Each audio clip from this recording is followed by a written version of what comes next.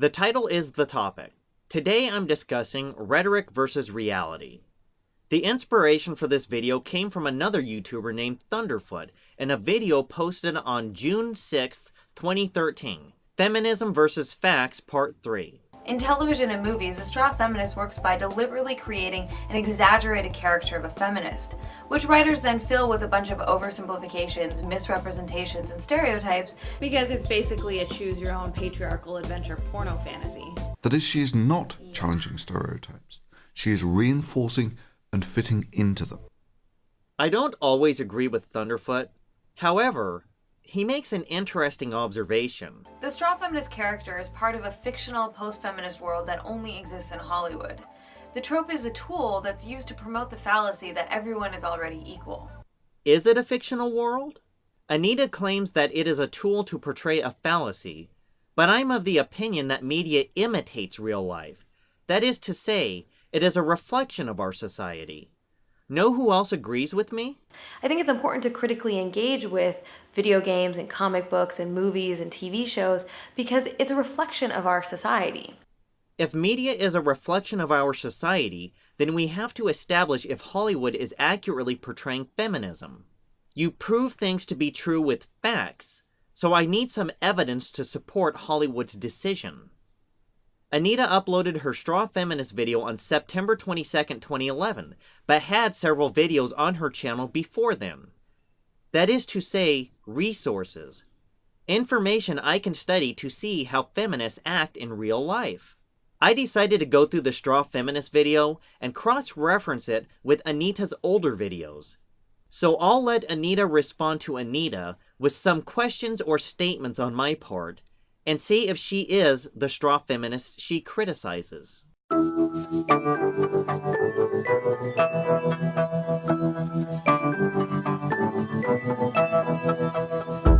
A trope is a common pattern in a story or a recognizable attribute in a character that conveys information to the audience. But I'm not really here to discuss the overly sexualized adolescent male fantasy that Bayonetta is, because it's basically a choose-your-own patriarchal adventure porno fantasy. A trope becomes a cliche when it's overused, because I'm often frustrated with the male-dominated, blood and guts, testosterone-driven shoot-'em-up games that seem to dominate the Xbox and PS3 platforms. Sadly, some of these tropes often perpetuate offensive stereotypes. Snyder is nothing but a parasite trying to leech off the gains of feminism to satisfy his own personal pornographic adolescent boy fantasies. The right reasons, however, are that Edward is a creepy, manipulative, controlling, overprotective stalker. Every now and then in Hollywoodland, a character that's identified as feminist will magically make his way through the production process and appear on our television screens, because it's a reflection of our society. Unfortunately, this is almost never good. What the Hollywood machine turns out is a distorted and warped version of feminism, which bears little resemblance to actual feminist movements. Because in popular culture and historically, fembot are the ultimate misogynistic male fantasy. In a desperate quest to distance themselves, their plots, and their characters from anything that could in any way be mistakenly mistaken for feminism, advertisers are tapping into a core element of patriarchy, which is the obsession with control. Hollywood writers rely on one of the most deceptive and disgusting tropes ever to be forged in the fires of Mount Doom. That trope is called the straw feminist. In television and movies, a straw feminist works by deliberately creating an exaggerated character of a feminist, because it's a reflection of our society, which writers then fill with a bunch of oversimplifications, misrepresentations, and stereotypes to try to make it easy to discredit or delegitimize feminism. But I'm not really here to discuss the overly sexualized adolescent male fantasy that Bayonetta is, because it's basically a choose-your-own patriarchal adventure porno fantasy. The goal is to make feminists and our movements look completely ridiculous, over the top, and unnecessary.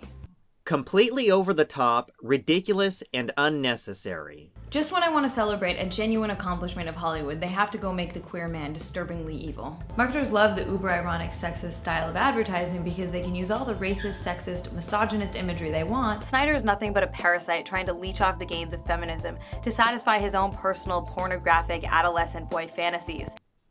Your language comes off as over-the-top, ridiculous, and unnecessary.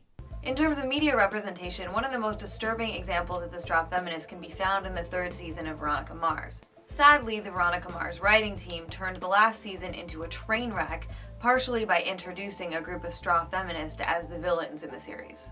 Because it's a reflection of our society. Characters like these serve to undermine and discredit feminist movements, but they also serve to separate female leads who are smart and strong and witty, in this case Veronica, from any association with feminism.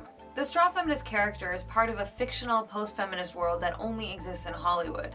The trope is a tool that's used to promote the fallacy that everyone is already equal, because it's a reflection of our society. What's exceptionally frustrating is these characters often bring up legitimate feminist concerns about women's rights and women's equality, but those concerns are quickly undermined by the writers making the characters seem over-the-top, crazy, and extremist. Over the top, crazy, and extremist. But I'm specifically pissed off at this site because they claim to be liberal and progressive when they're clearly not when it comes to women. Because I'm often frustrated with the male-dominated, blood and guts, testosterone-driven shoot-'em-up games that seem to dominate the Xbox and PS3 platforms. Snyder is nothing but a parasite trying to leech off the gains of feminism to satisfy his own personal pornographic adolescent boy fantasies. The right reasons, however, are that Edward is a creepy, manipulative, controlling, overprotective stalker. Do your own videos fall into the confines of over-the-top, crazy, and extremist? For example, the straw feminist appears in Married with Children as Marcy Darcy, the irritating and pompous neighbor. In this case, the straw feminist is coded as the castrating wife who emasculates and dominates her docile, stupid husband. Snyder is nothing but a parasite trying to leech off the gains of feminism to satisfy his own personal pornographic adolescent boy fantasies. We see this trope repeated in Rugrats with Phil and Lil's mother, who Wikipedia describes as quite the jock and women's liber. And we can also recognize her as a straw feminist because of the giant woman symbol on her sweater.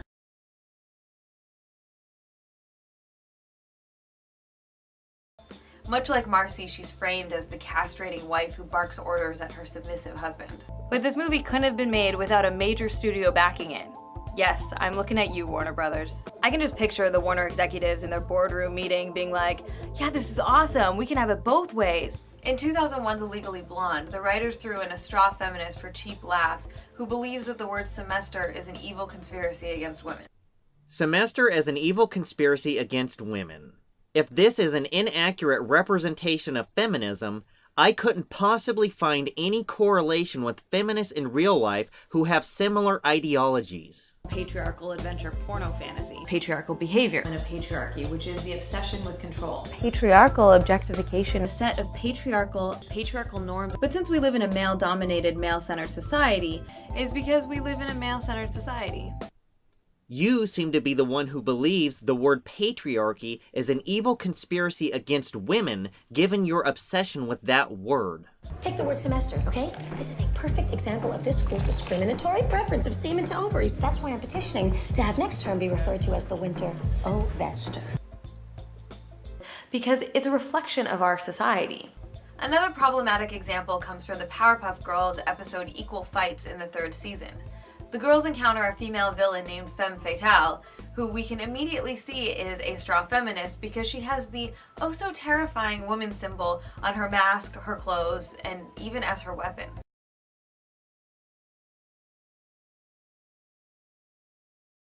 The episode begins with the traditional pan around Townsville, showing us that gender inequality is not a problem. A city where everyone gets their fair turn. Even boys and girls on the playground get along. Your turn, Jenny. Think fast. Oops. Very funny, Joey. You're gonna get it. Because it's a reflection of our society. But this harmonious balance is deviously disrupted by Femme Fatale and her connivingly deceptive women's rights rhetoric. Women's rights rhetoric. Patriarchal adventure porno fantasy. Patriarchal behavior in a patriarchy, which is the obsession with control. Patriarchal objectification, a set of patriarchal norms. But since we live in a male-dominated, male-centered society, it's because we live in a male-centered society. Why do you spew women's rights rhetoric? Curiously though, Femme Fatale brings up some pretty valid points about the lack of female faces on American Money, or the lack of female superheroes in pop culture. Surely you've noticed. Female superheroes aren't nearly as revered as male superheroes. Sure they are. They're Supergirl, Batgirl. They're so lame. Merely extensions of their male counterparts. Yet she's not challenging the set of patriarchal, archetypal male values ever present in most mass media narratives. Because she still goes back to his ridiculous patriarchal behavior. The girls are influenced by femme fatale's malicious rhetoric to see benign, routine, everyday things as a conspiracy against women and against them personally. Influenced by rhetoric to see conspiracies against women. Patriarchal adventure porno fantasy. Patriarchal behavior in a patriarchy, which is the obsession with control. Patriarchal objectification, a set of patriarchal norms. But since we live in a male-dominated, male-centered society, Is because we live in a male-centered society. Are you influencing women with your rhetoric to see conspiracies you claim exist? The writers of the Powerpuff Girls have carefully created a fantasy world without gender oppression, so that they can have the girls start seeing oppression where none exists. See oppression where none exists. just when I want to celebrate a genuine accomplishment of Hollywood, they have to go make the queer man disturbingly evil. This photo shoot is no different from the countless pornographic-style images that infantilize adult women and fetishize young girls. The right reasons, however, are that Edward is a creepy, manipulative, controlling, overprotective stalker. Are these signs of oppression, or do you just disagree with the choices and portrayals people other than yourself made?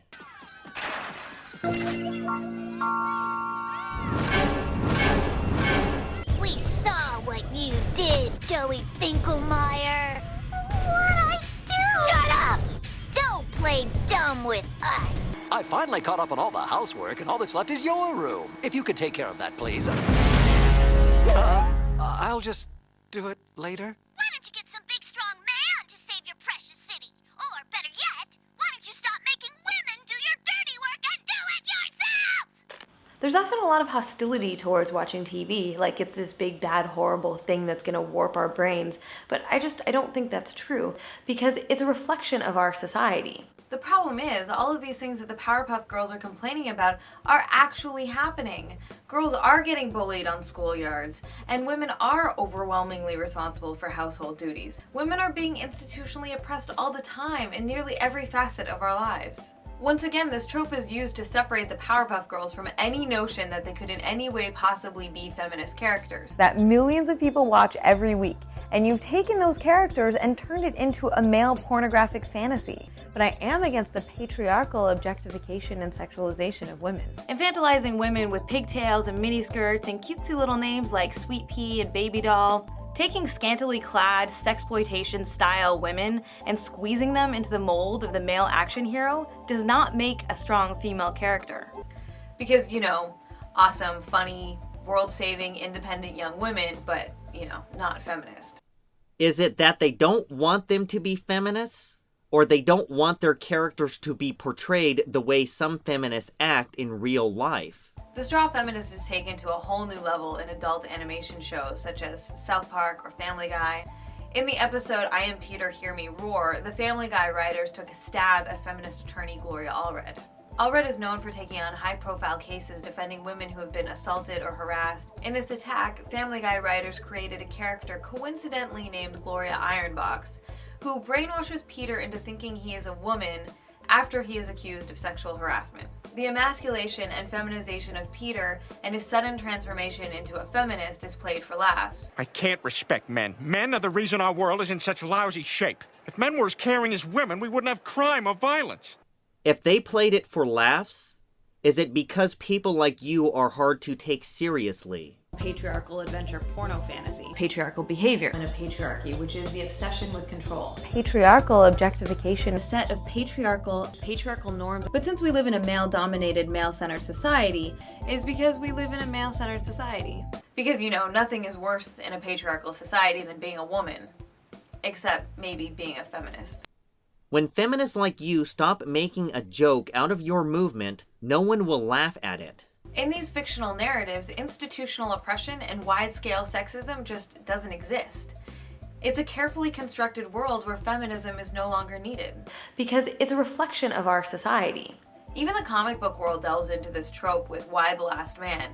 When all the men on Earth die except for one, Snyder is nothing but a parasite trying to leech off the gains of feminism to satisfy his own personal pornographic adolescent boy fantasies. So in season 1, we establish that he's this pompous, arrogant, sort of quiet but very powerful asshole. There is an extremist, homicidal group called Daughters of the Amazons. The violent vigilante group is founded on the disdain and hatred of men, and anyone who mourns the death of men. So in season 1, we establish that he is this pompous, arrogant, sort of quiet, but very powerful asshole. The right reasons, however, are that Edward is a creepy, manipulative, controlling, overprotective stalker. Even though there aren't any more men. There's often a lot of hostility towards watching TV, like it's this big, bad, horrible thing that's gonna warp our brains, but I don't think that's true. Let's get back to Veronica Mars. There's a 9-episode story arc in the 3rd season about a series of rapes that occur on the university campus. Yet she's not challenging the set of patriarchal, archetypal male values ever present in most mass media narratives. A group of straw feminists on campus hold demonstrations, volunteer with the Ride Home Safe campus program to escort young women home, and demand that the university institute an official sexual code of conduct. All of these are logical, rational, and important steps to creating safer college campuses. However, the writers quickly dismiss these characters as irrational, stubborn, pig-headed man-haters, and it serves to fulfill the tired old stereotype about angry and militant women of color. Yet she's not challenging the set of patriarchal, archetypal male values ever present in most mass media narratives.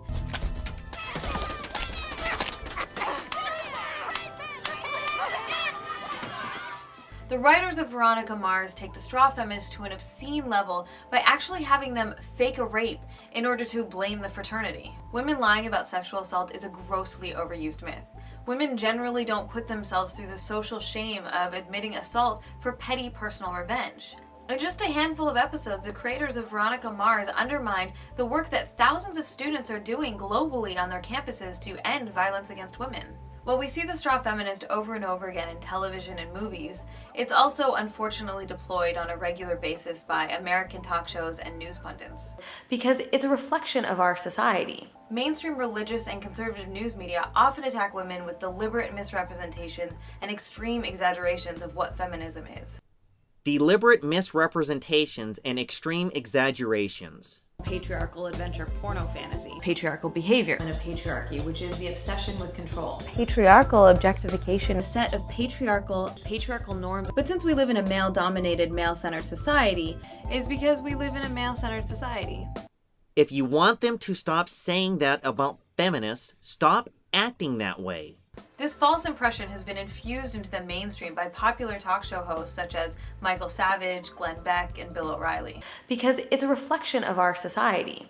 You may have heard the slur feminazi, popularized by Rush Limbaugh, a term used to discredit and demonize any woman fighting for social equality. The feminists, the feminazis, have been working for years to this end. Advance women by diminishing men. Patriarchal adventure porno fantasy. Patriarchal behavior. And a patriarchy, which is the obsession with control. Patriarchal objectification. A set of patriarchal norms. All I see out of you is instead of building women up, you try to belittle men. But since we live in a male-dominated, male-centered society, is because we live in a male-centered society. Most simply, male-centeredness is an aspect of patriarchy that shows us that we place and prioritize our attention on men and men's stories, the things men do, and the things men don't do. How exactly is Rush Limbaugh wrong? Yeah. Because it's a reflection of our society. The straw feminist is set up to perpetuate and advance the myth that feminism is no longer needed, that we've arrived at gender equality, and anyone who disagrees is quickly demeaned and portrayed as an extremist. Quickly demeaned and portrayed as an extremist. Why would Hollywood do that? Because it's basically a choose-your-own patriarchal adventure porno fantasy. So in season 1, we establish that he is this pompous, arrogant, sort of quiet, but very powerful asshole. Just when I want to celebrate a genuine accomplishment of Hollywood, they have to go make the queer man disturbingly evil. Dollhouse is really a glorified brothel. Dollhouse is really misogynistic. Because in popular culture and historically, fembots are the ultimate misogynistic male fantasy. But I am against the patriarchal objectification and sexualization of women. Marketers love the uber-ironic sexist style of advertising because they can use all the racist, sexist, misogynist imagery they want and simultaneously distance themselves from it with a little wink and a nod. But I'm specifically pissed off at this site because they claim to be liberal and progressive when they're clearly not when it comes to women. Because I'm often frustrated with the male-dominated, blood and guts, testosterone-driven shoot-'em-up games that seem to dominate the Xbox and PS3 platforms. But since we live in a male-dominated, male-centered society, it's not about equal treatment, it's about how you act as a person. When you act that way in real life, Hollywood will portray you that way on film. Snyder is nothing but a parasite trying to leech off the gains of feminism to satisfy his own personal pornographic adolescent boy fantasies. I can just picture the Warner executives in their boardroom meeting being like, yeah, this is awesome, we can have it both ways. Sucker Punch is nothing more than a steaming pile of maggot-filled, festering, misogynist crap trying to masquerade as female empowerment. You vilify any Hollywood portrayal of women that you disagree with personally. You vilify Hollywood and criticize them when they accurately portray feminists like you. Why should they change their ways when you are a hypocrite who needs to change your ways? Patriarchal adventure porno fantasy. Patriarchal behavior. And a patriarchy, which is the obsession with control. Patriarchal objectification. A set of patriarchal norms. But since we live in a male-dominated, male-centered society, it's because we live in a male-centered society. When you act like a whining brat, you will be portrayed like one. Grow up. This trope represents a backlash against feminism and groups supporting women's rights. As we make more gains towards equality, the backlash gets stronger. It's an old yet effective tactic, but clearly it's working because I often hear young women saying, I believe in the equal rights of women, but I'm not a feminist. Why should women identify as a feminist when your portrayal of feminism gives it a bad name? This sentiment is a direct result of the straw feminist trope, because women want to distance themselves from the extreme and false representations they're seeing in TV, movies, and talk shows. How are these extreme and false representations if you are a feminist with these extreme representations all over your YouTube channel? We need to proudly claim the title and fight back against the distorted and demeaning representations in the media and in real life. Why do you ask others to fight against the demeaning representation of feminism when you refuse to apply that logic to yourself? And if y'all really do believe in the equality of women, then we need to continue this long legacy of feminism and fight for it. There are feminists that don't receive the hate you do. Is it about equality, or is it about how you represent feminism? And Hollywood, get over your fear of strong, smart, talented women and stop contributing to the backlash by writing absurd and ridiculous straw feminist characters. Anita, you are the straw feminist. Because it's a reflection of our society. If you want Hollywood to stop portraying feminists that way, you need to tell feminists to stop acting that way, and you need to start with yourself. Now I'll leave you with Polly Bergen saying something pretty awesome on the otherwise unremarkable show Commander-in-Chief. Look, just because it matters to Mom doesn't mean it matters to me. I mean, I'm no feminist. So you don't believe that women should have rights equal to those of men? Oh, well, of course I do. It's just... Well, then, might I suggest, my dear, that you look up the definition of feminist? Feminist. Advocating social, political, legal, and economical rights for women equal to those of men. Social rights, political rights, legal rights, economical rights. Which specific rights do you currently lack that are not equal to that of men? Changing film, games, or any other form of media in our culture will not give any woman any more rights than you or they already have in our culture. Real feminists fought for your right to vote, your right to own land, and your right to earn a living in a free market. The straw feminist is not a character in a television show, it is you. You are a straw feminist because you pursue changes in games instead of in the real world. All Hollywood has done is accurately portray you on film. I get a lot of support from people who really like my videos, and they've even been used as educational tools in classrooms. Educational tools. I leave my audience with one question. Oh, did I win?